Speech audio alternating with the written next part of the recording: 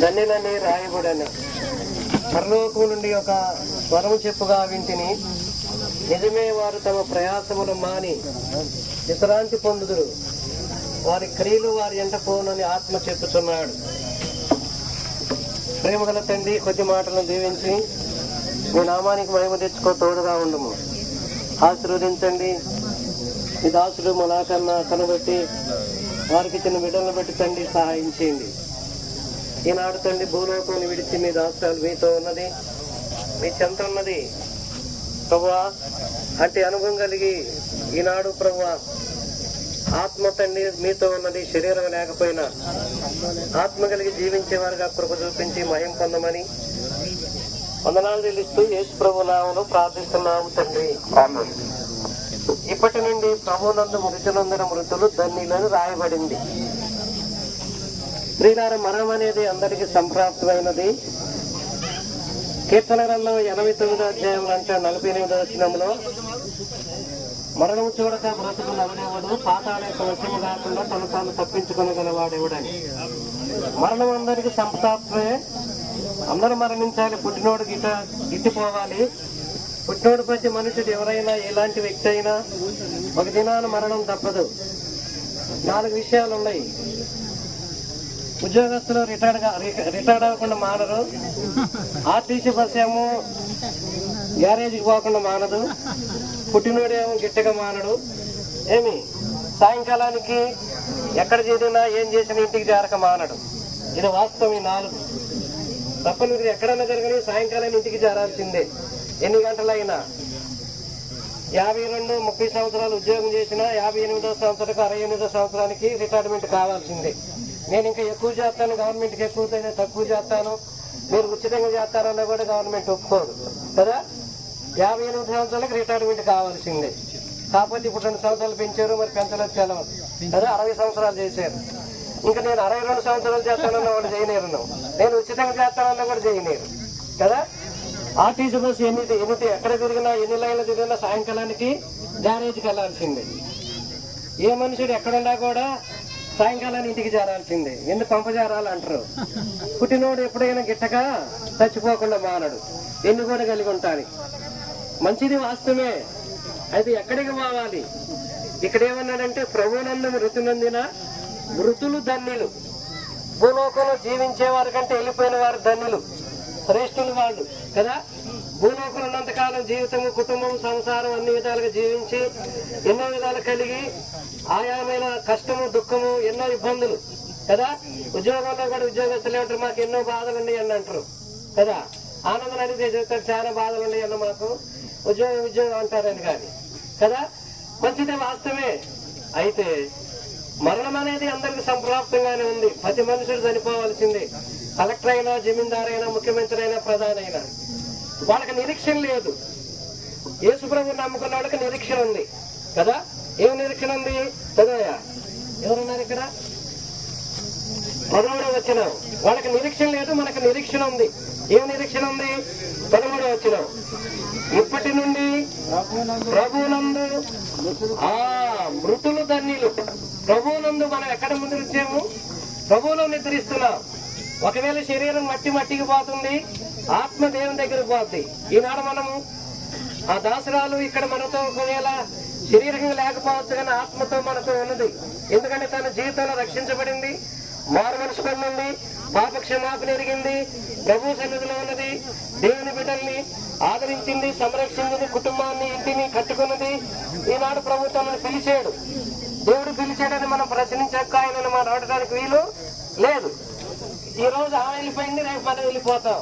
ఈ లోకం మనకు శాశ్వతం కాదు. ఈ లోకం అంతా చాలా మోసం. అందుకు ఒక పాట పాడతారు, ఏమని? లోకమంతా నాగనుంచి బంధుమిత్రులు ప్రియులను గొంటిని, లోకమంతా నాగనుంచి బంధుమిత్రులు ప్రియులను గొంటిని, అంతయు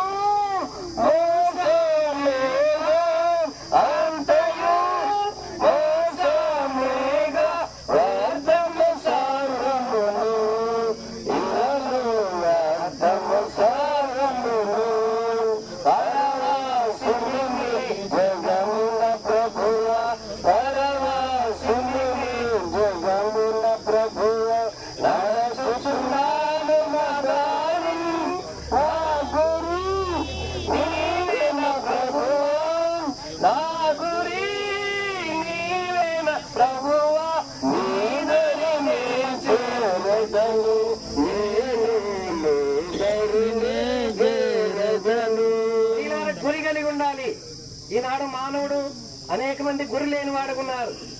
గురి కలిగి ఉండాలి. మనం చనిపోతే దేవుని దగ్గరికి వెళ్ళాలి. దేవుని దగ్గరికి వెళ్ళాలంటే ఏ రీతికి వెళ్ళాలి, ఎట్లా వెళ్ళాలి? చనిపోయిన వారు ధన్యులను దేవుని వాక్యం సెలవిస్తుంది పరిశుద్ధ గ్రంథం. లోకంలో జీవించే వారి కంటే వెళ్ళిపోయిన వారు ధన్యులు. రెండోది, మనం గురి కలిగి ఉండాలి. ఈ లోకాన్ని విడిచిపెట్టిన నిత్యరాజ్యమును ప్రవేశిస్తాం, దేవుని దగ్గరికి వెళ్తాం, దేవుని చూస్తామని. ఆ నిరీక్షణ ఎప్పుడు వస్తుంది? నీ జీవితంలో నీ పాపములు క్షమించబడాలి, నీ జన్మకర్మ పాపములు క్షమించబడాలి, మారు మనసు పొందాలి, ప్రభు రక్తంలో నువ్వు కడగబడాలి, శుద్ధి చేయబడాలి. క్రైస్తవులైనంత మాత్రం పరలోకం వారు, యేసు ప్రభు రక్తంలో కడగబడిన వారు, పరిశుద్ధపరచబడిన వారు, తమ జన్మకర్మ పాపం ఒప్పుకున్న వారు, నీతిమంతులుగా తీర్చబడిన వారు, వారి లోకాన్ని విడిచిపెడితే వారు ధన్యులు. రెండవది, వారి మరణం ఎక్కడుంది? ప్రభువులో ఉన్నది. అందుకన్నాడు, ప్రభువునందు మృతి నొందిన మృతులు ధన్యులని. ప్రభు ఆమెను పిలిచాడు, ప్రభు ఆమెను ఎరిగినాడు, ఆత్మను తీసుకున్నాడు. శరీరం మట్టికి పోవచ్చు, కానీ ఈ నిరీక్షణ నీకుందా? నేనొక దినాన పరలోక రాజ్యంలో నిత్యరాజ్యంలో నేను ప్రవేశిస్తాను. ఆ నిరీక్షణ కలిగి ఉండాలంటే నువ్వు కూడా ఒకవేళ ప్రభువునందు విశ్వాసం ఉంచితే మంచిదే. ఒకవేళ విశ్వాసం ఉంచకపోతే, నమ్మకపోతే ఈ రోజైనా ఆమె చూపిస్తున్నాను, చెబుతా ఉన్నది. మీరందరూ స్నేహితులు, బంధువులు అనేకులు వచ్చినారు. అయిలారా, నేను దేవుని విశ్వాసం ఉంచాను, నమ్మాను, నా పాపలు క్షమించబడి ప్రభువు నన్ను పిలిచేడు పరలోక రాజ్యం వెళ్ళిపోతున్నా. మీరు నన్ను చూడాలి, నాతో ఉండాలంటే నేను నమ్మిన దేవుని మీరు నమ్మండి, విశ్వాసం ఉంచండి, ఎరగండి, పరలోక రాజ్యంలో ప్రవేశిస్తారు. అందుకన్నాడు, తమ ప్రయాసమును మాని విశ్రాంతిలో ఉన్నది. భూమి మీద ఎంతో ప్రయాసపడ్డారు, కుటుంబం కొరకు, బిడ్డల కొరకు, దాని కొరకు, దీని కొరకు. ఇది వాస్తవమే, ఇది నిజమే. అయితే ఇప్పుడు ప్రయాసం ఏంది? వెళ్ళిపోయింది. ఇప్పుడు ఎలాంటి చింత లేదు, బాధ లేదు, దుఃఖం లేదు, కష్టం లేదు. దేవుని దగ్గర విశ్రాంతిలో ఉన్నది. ఎప్పుడు పరిశుద్ధుడని గానపతి గానం చేయబడతా దేవుని దగ్గర ఉండేదిగా ఉంటుంది. ఈ లోకంలో ఉన్నంత కాలం అనేకమైన ఉంటని వాటి నుంచి విడిపించబడి ఈనాడు నువ్వు ఆమె చూపిస్తుంది దట్టుబాడి, నేను వెళ్ళిపోతున్నాను, మీరు కూడా ఒక దిన నా దగ్గరికి వస్తారు. నేను దేవుని నమ్మినాను, నా జీవితం మారిపోయింది, నా హృదయం మారిపోయింది, నా పాపలు క్షమించబడ్డాయి, నేను మారు మనసు పొందినాను, నేను దేవునితో ఉంటున్నాను. ఈ నిరీక్షణ, ఈ గురి నాకుంది. ఈ గురి కలిగిన ఉండాలని ఇక్కడ వచ్చిన వాళ్ళందరూ చెప్తున్నారు. కనుక ప్రయాసాన్ని మారండి, విశ్రాంతిలో ఉన్నది. చాలా మందికి భూలోకం విశ్రాంతి లేదు. ఎన్నో భారాలుంది, ఎన్నో సమస్యలుంది, ఎన్నో కష్టాలుంది, ఎన్నో ఇబ్బందులుంది.